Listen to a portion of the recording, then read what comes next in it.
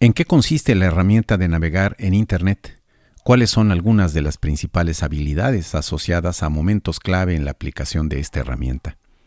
Internet es una red global descentralizada que mediante diferentes protocolos de comunicación conecta computadoras y redes de computadoras entre sí, habilitando entre otras cosas la red mundial o World Wide Web, cuyas iniciales, la www, forman parte de la dirección electrónica de millones de sitios. A través de navegadores o programas de búsqueda de información en la red mundial, es posible localizar y dar acceso a múltiples servicios de comunicación digital, como por ejemplo videoconferencias, correo electrónico y chat, sitios y portales como este de las herramientas para desaprender y aprender, e igualmente a bases de datos, bibliotecas digitales y repositorios de información en los más diversos formatos. Operan en ese mismo espacio de la red mundial sistemas, plataformas y programas de búsqueda y administración de información que en la actualidad se aplican a todas las formas imaginables de la actividad humana, incluyendo la economía en todas sus dimensiones y los servicios de educación, entretenimiento, comunicación social y familiar, investigación y desarrollo tecnológico, salud, energía, servicios religiosos, transporte y gobierno, por mencionar solo algunos. Hace tiempo que ya rebasamos el punto en que podíamos ignorar la existencia o funcionamiento de esta gran red de comunicación e información. Hay cifras indicando que más de 3/4 partes de la humanidad ya tiene acceso a millones de sitios y servicios de la red mundial, y todo esto sigue creciendo de manera importante. Navegar o surfear en esta red de redes significa buscar información en forma de textos, imágenes, audios, videos o combinaciones de ellos. Sobre este tema y en relación con sus características, riesgos, alcances y mejores prácticas, hay información de sobra en Internet. Para los propósitos de este apunte, nos enfocaremos a 2 temas clave en los que nos conviene habilitarnos. 1. Conocer las modalidades libre e intencional de esta actividad. Y 2. Conocer características y buenas prácticas para buscar y localizar, así como para validar y seleccionar información, preparándonos para las etapas posteriores de análisis y comunicación de información, aprovechando con eficiencia la red digital mundial.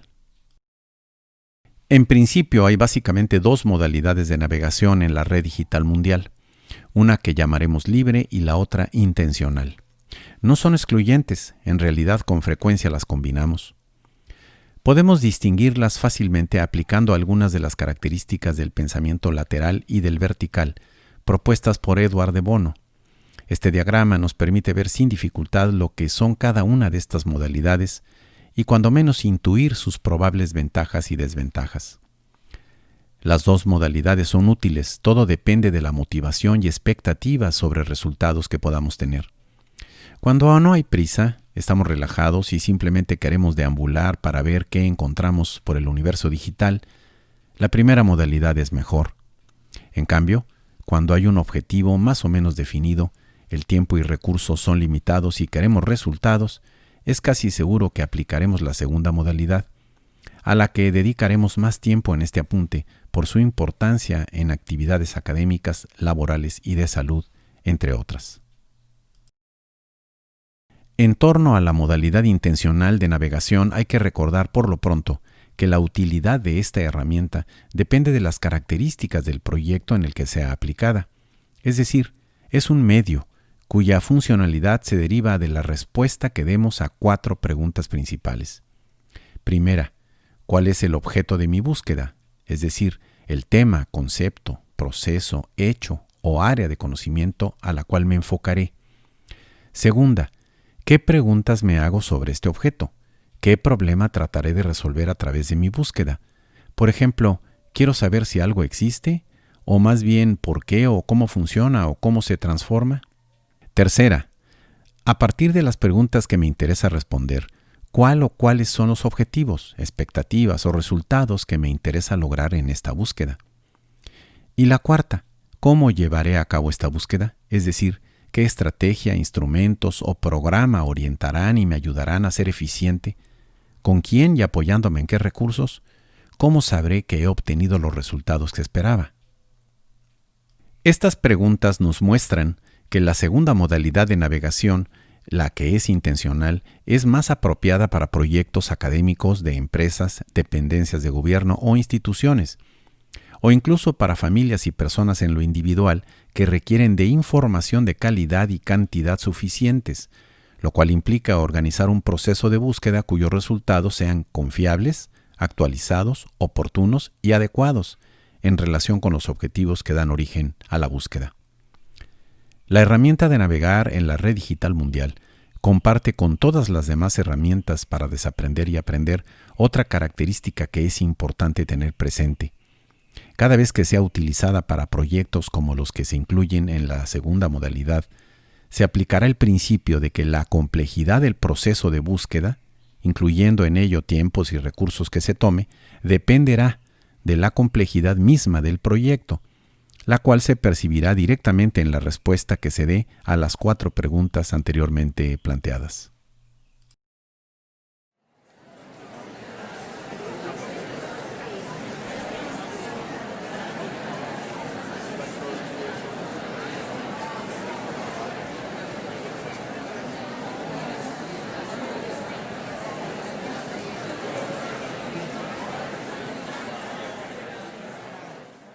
En muy poco tiempo, a partir de su origen, se fortaleció a la red global digital con elementos cada vez más robustos y de mayor cobertura, especialmente en sus 2 primeras etapas. La primera, conocida como Web 1.0, que se enfocó a los temas de almacenamiento e intercambio masivo de información, y la segunda, la Web 2.0, que amplió los canales y modalidades para la comunicación e interacción entre las personas. Como parte de estos desarrollos, continuamente surgen nuevas capacidades e instrumentos cada vez más variados, mejores y especializados para todo lo relativo a la búsqueda, selección, validación, almacenamiento, sistematización, análisis, comunicación y aplicación de información. Es por ello que navegar en la red global demanda mantenerse al día, sobre todo cuando la búsqueda forma parte de un esfuerzo mayor de investigación. Igualmente, en esta segunda modalidad de búsqueda es conveniente habilitarse en temas tales como manejo de formatos y tipos diferentes de información, jerarquización y sistematización, redes de colaboración, posicionamiento, publicación y visibilidad de información en la red global digital. La abundancia de información y su rápido crecimiento es un hecho en la red global digital.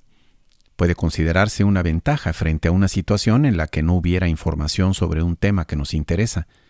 Sin embargo, abundancia no implica directamente disponibilidad, en términos de accesibilidad, costo, reglas o idioma. Los océanos cubren más del 70% de la superficie de la Tierra, pero eso no significa que sus aguas están disponibles para todos. Y cuando hay disponibilidad de información, eso no implica que los contenidos de la fuente de información sean confiables en cuanto a veracidad, credibilidad del sitio y de los autores, validación independiente, respaldo en hechos, argumentación seria o presentación adecuada. Aún viviendo cerca del mar, sus aguas pudieran estar contaminadas. Y si fuera confiable, la información pudiera no ser la adecuada o apropiada en cantidad, actualidad, formato, profundidad, extensión, a los fines o estrategia de la búsqueda. Aún siendo tratadas esas aguas, el contenido de sales pudiera ser inadecuado a las necesidades de su uso en un momento dado. Los aspectos tratados previamente nos ayudan a entender mejor la idea de que localizar la información significa saber utilizar las herramientas necesarias para ubicar las fuentes de información y sus respectivos contenidos en espacios tanto abiertos como reservados de la red digital global, tomando en cuenta los objetivos de la búsqueda en un momento dado. A su vez, la localización va junto con la confiabilidad de la información. La respuesta que se dé a las 4 preguntas planteadas previamente en torno al proyecto y particularmente la relativa a sus objetivos podrán servir de base para generar criterios que permitan llegar a una conclusión sobre la confiabilidad de la información que se está localizando en diferentes fuentes. Es conveniente recordar que los contenidos ubicados en bases de datos, colecciones y repositorios abiertos generalmente son menos confiables que los de espacios reservados, como son, por ejemplo, los de instituciones educativas o de investigación, gobiernos, organismos sociales e instituciones internacionales que poseen una trayectoria de seriedad y consistencia en la calidad de la información que presentan.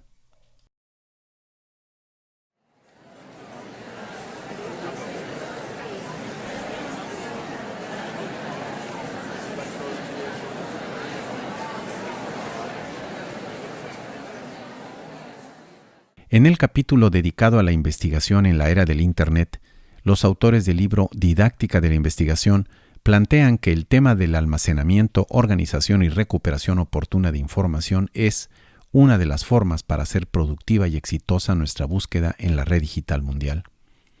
En este aspecto, se dice en el libro, una de las recomendaciones principales es hacer uso de los gestores bibliográficos, disponibles vía web como por ejemplo Mendeley, Zotero, EasyVibe, VibeMe, SiteYouLike, RefWorks, EndNote, en sus diferentes versiones de escritorio o para dispositivos móviles.